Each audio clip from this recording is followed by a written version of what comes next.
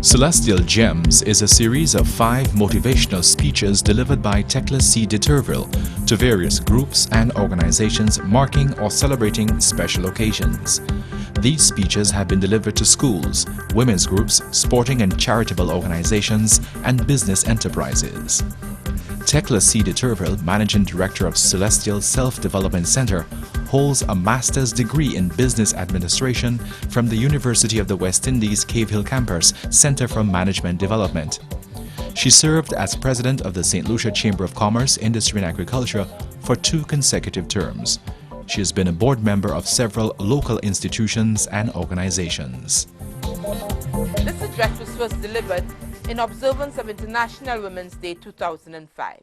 The theme for this address was Women and Leadership in Our Society. I was asked to base it on my thoughts, personal experience, and challenges faced in my ascendance to a senior management position. I have used an approach that attempts to combine my experiences with some key leadership characteristics. I have not gone into much detail on the experiences. I expect that we will explore the details, if necessary, during the question and answer session. There, I will endeavor to give you the full benefit of my experiences as I recall them. What exactly is leadership? Do you exert influence and authority in your family? Do you belong to a group or serve on the executive of a group? Are you called upon to make decisions in your family, workplace, or any grouping that you belong to? Are you part of a team? Are you a supervisor or a manager or a team leader? Are you a mother, godmother, aunt, big sister? Then I must conclude that you are all leaders in your own right. This is where it all begins. These are the places that we begin to nurture the seeds, qualities, and characteristics of a leader. It would take us more than a day to explore leadership to its fullest. But I was asked specifically to share my thoughts based on my experiences, and I will attempt to do this by highlighting some characteristics of a leader and tie this into my own experiences in the myriad of places where I have had the opportunity to sharpen my leadership skills. For me, it began at home, the only child of my mother, but yet having an opportunity to interact with my neighbors' children and relatives who were all younger than me, and who I had the privilege of organizing to play games and to engage in other activities. At primary school, that did not change. I was always active and outgoing, engaging in sports and any other activity taking place. I guess you can say I was naturally a nosy child, never to be left out of anything. At secondary school, it was class prefect, rank prefect, games captain, Red Cross, Rangers, Legion of Mary, choir member, catechist, netball player, table tennis player, athlete, you name it. Research shows the key characteristics of women leaders are as follows: resilience or courage, vision, self-efficacy, a strong desire to make a difference, persistence, valuing education, being passionate about all that you do, including your work, believing in family, advocating for the disenfranchised or underrepresented, intellectual advancement, recognition by society as a role model. I will attempt to frame these characteristics in the context of my experiences and see what we come up with. This list is not exhaustive, and I'm certain that as we progress, you would have your own set of characteristics to add to this. I too would like to add some others to this score list, such as negotiating skills, analytical listening, creative thinking, creating an ambience for people to work with zest, a spirit of enthusiasm, self-motivation, ability to motivate others, being a mentor or a coach. Let us look at the initial characteristics mentioned. Resilience or courage. We must have the courage to do what we know is right. We must be resilient and not give up or give in at the first sight of a challenge. I recall that my mother died when my children were ages 3, 5, and 8. She lived with us at the time, and I was pursuing a part-time course, the Administrative Professional Secretary's course, through the extramural department on evenings after work. I could have given up then, but I remembered my mother actually encouraging me to do that course, when other persons thought I should not have been doing it because of the children. She pledged her support in life, and I knew she would do the same in death. I persisted against the odds and was successful. I loved my mother. I was her only child. I could have chosen to grieve myself sick, but I knew I had others who were depending on me. I had to move on. If we set goals for ourselves, have clear objectives about where we want to go and what we need to do to get to where we want to go, it is left to us to use our creative imagination, our abilities, skills, and talents to make it happen. Being a visionary, we must learn to always see the bigger picture, to see what is possible, to live in the realm of possibilities, not to see things as they are, but how we want them to be. There is a saying, seeing is believing. Visioning is seeing through your mind's eye. You envision what you want to do, you visualize, you see it in living color before it happens. The entire script is first played out in your mind. You feel it, you smell it, you touch it, and every action begins with a thought. Thoughts are things, and remember, it was Napoleon Hill who said, thoughts held in mind produce in the outer after their kind. This should tell us that what we manifest are the results of the thoughts that we think. This is why we always need to be constantly vigilant of our thoughts and guard the doors of our mind jealously. We think the thoughts in our mind and we have the power to change them. We move on to self-efficacy. Technically, I can be classified as disabled. I have no hearing in my right ear. I cannot pronounce my R's properly. And if you listen carefully, you will detect that. Am I so self-conscious of this that I allow it to hinder my progress? No, I'm not. I know my shortcomings. I know my strengths and I know my weaknesses. I can laugh at myself as much as anyone else can. I do not feel small, belittled, or a lesser mortal than those of you who are blessed with hearing in both ears. It could have been great if it were different, but this is how it is and will remain that way until I decide to wear hearing aid. This I will do in my own sweet time when I am good and ready. We have to believe in our ability to produce the results that we want for ourselves. We have to take responsibility for our behaviors and our actions. We must believe in our own abilities. Our expectations of ourselves must be high. I believe this is very important. Oftentimes, we make our plans based on other people's plans and agendas, thus running the risk of failure. We each have control and authority over ourselves and the choices we make and the actions we take or do not take. Why relinquish authority to another party? By so doing, the end result can be disappointment, frustration, and unfulfilled dreams. Significant others come into our lives to complement us, not for us to be totally dependent on them physically, socially, psychologically, and spiritually. We must be responsible for our bodies, minds, and spirit. Making a difference, that we can all do, whatever our station in life. We do not need to wait until we have more money, or when we have a better job, or when we are better educated. Wherever we are, we can bring something to the table. We each have some talent or skill that we can share to make our lives, the lives of our families, our loved ones, our colleagues, and co-workers better. I've always been active, from teaching catechism during the summer when I was at school and as a ranger visiting the mental hospital to play games with the patients there. Yes, we had our fears, but we wanted to make a difference, and we allowed nothing to stop us.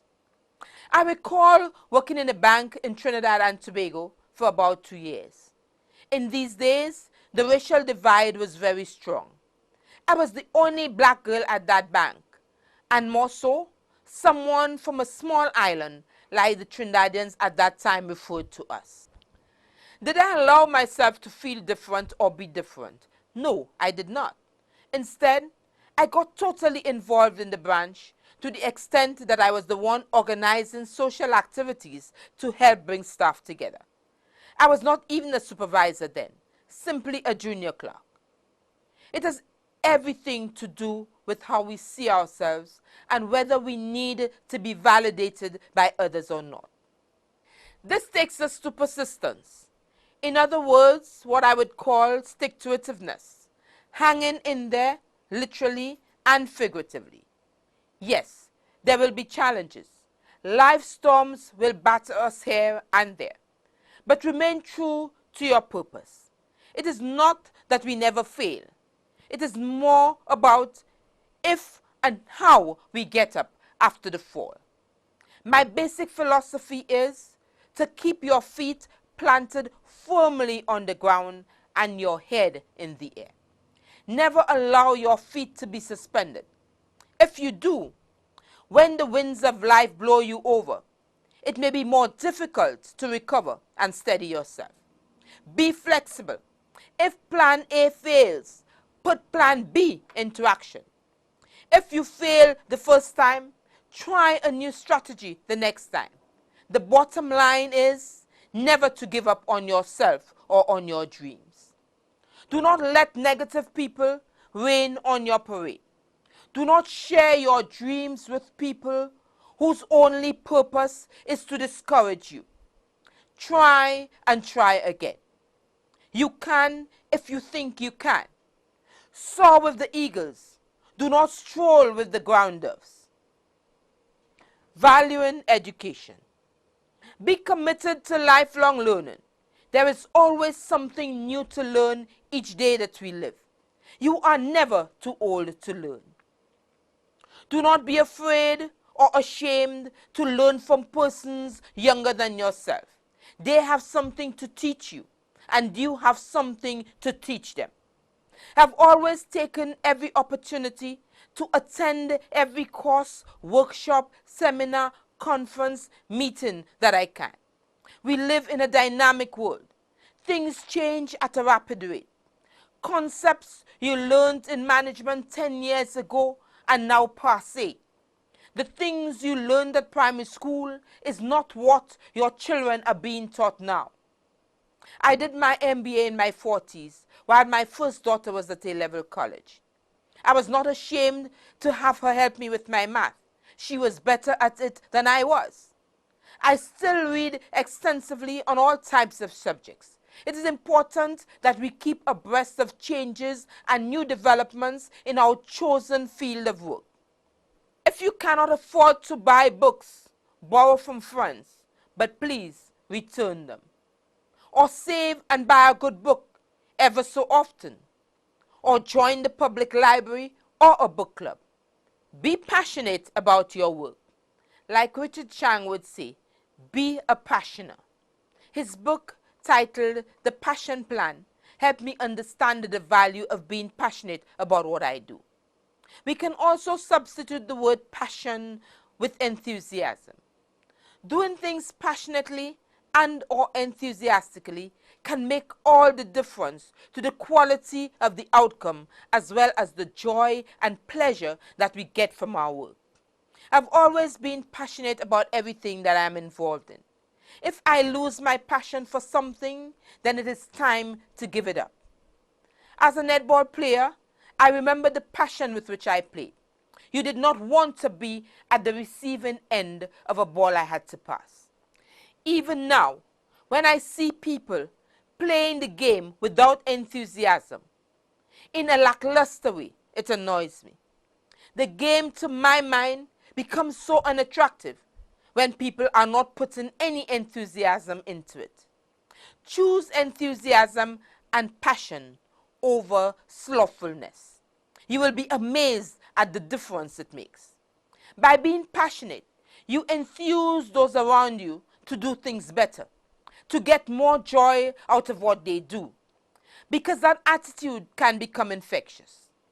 You will clearly be leading by example. Believing in family. As leaders, we must have values, and I believe in family values. My immediate family and my extended family are all important to me. I recall on numerous occasions having to disengage from one organization or another when I became aware of the likely negative impact on my family life. These breaks and pauses have been used as opportunities to grow and develop further, as it allowed for introspection, refocus, and redirection at critical times in my family life. I got married at 22. I'm the mother of 3 children who are now young adults. I'm also a grandmother and a wife of 36 years. Along with this, I've been able to lead the St. Joseph's Convent Past Pupils Association, the National Secretaries Association, the St. Lucia Netball Association. I've been on the board of the Small Business Association. I've managed a family business. I've served on the Finance Committee of the National Research and Development Foundation, the Employers Federation, President of the St. Lucia Chamber of Commerce, Industry and Agriculture, and on the boards of National Development Corporation, Bank of St. Lucia, Sir Arthur Lewis Community College, the National Training Committee, and a director of Court St. Lucia Limited. I've also taken time out to be a caregiver to aging and ailing family members. I firmly believe that it is in giving that we receive, and to whom much is given, much is expected. Advocating for the disenfranchised or underrepresented. I have participated in a number of activities undertaken by NGOs such as the Crisis Center, AIDS Action Foundation, and responded positively to any other organization that calls upon me for assistance. I responded to the Upton Garden Girls Center when called to speak with the students and to give of my time to give motivational speeches to various groups, schools, government ministries, sporting and other organizations when invited to do so. I have facilitated many workshops and seminars free of charge for a number of organizations. Intellectual advancement. I see this not only as book learning, but also the ability to meditate and commune through prayer with the source of my inner strength, and to attempt to arrive at that place of peace, that peace that passeth all understanding. As human beings, we are made of body, mind, and spirit. And in order to develop in a holistic manner, it is incumbent upon us to nurture and develop all 3 aspects of our being. This I do by engaging in physical exercise, eating right, prayer, meditation, spiritual and motivational reading, and reading to increase my knowledge and information on all fronts. I invest in myself by purchasing books, tapes, cassettes, CDs for educational purposes. I do not get annoyed when caught in traffic, because rest assured there is a CD or cassette in my car which I will be listening to en route to my destination. I am therefore guaranteed to arrive at my destination more enlightened and less stressed. Recognition by society as a role model. In all humility, I think I first need to be a role model for myself and my children. And if in the process I can serve in that capacity for others, then I consider myself truly blessed. One other characteristic we must guard jealously is our personal integrity. Integrity is not a part-time quality. We must be in integrity at all times. And that will determine our longevity in positions of leadership and influence. As women, the ability to manage power is so critical. It is not about being huffed up and puffed up. It is the ability to lead and be led. To lead, and when we look behind us, to see that there are in fact followers. We must dispense of stereotypes and not stick to the notion that we are our own worst enemy, or that we intuitively push down the ladder once we have gone up a few rungs. It does not have to be that way. There is room for all of us. Cream always rises to the top. We each possess the qualities as enunciated above. It is left to us to develop these, in keeping with our goals and aspirations. We are all leaders in our own right. Our styles are different. Our expressions of our abilities and talents are different.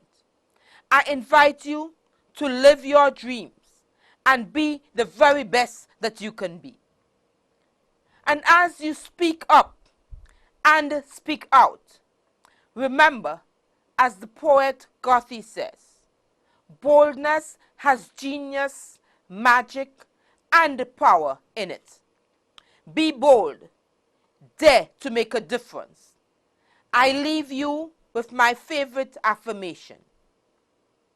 I value myself for being a growing, unfolding individual. I embrace myself for being worthy of life, love, peace, and well-being. I honor myself for being created in the image and likeness of God. I praise myself for being capable of learning, of enjoying life here and now. I recognize myself as being innately greater than any disabling thought or feeling of inadequacy or fear. I respect myself for being who I am in reality and for endeavoring step by step to express that reality. I love myself as the precious creation of a loving God. I see myself as possessing qualities of patience, compassion, tenderness, and beauty. I make a commitment to myself by holding a vision of myself as a precious and beloved child of God. Sisters and brothers, Namaste. Namaste is an ancient Sanskrit word which means the divine in me blesses and honors the divine in you. Peace and love.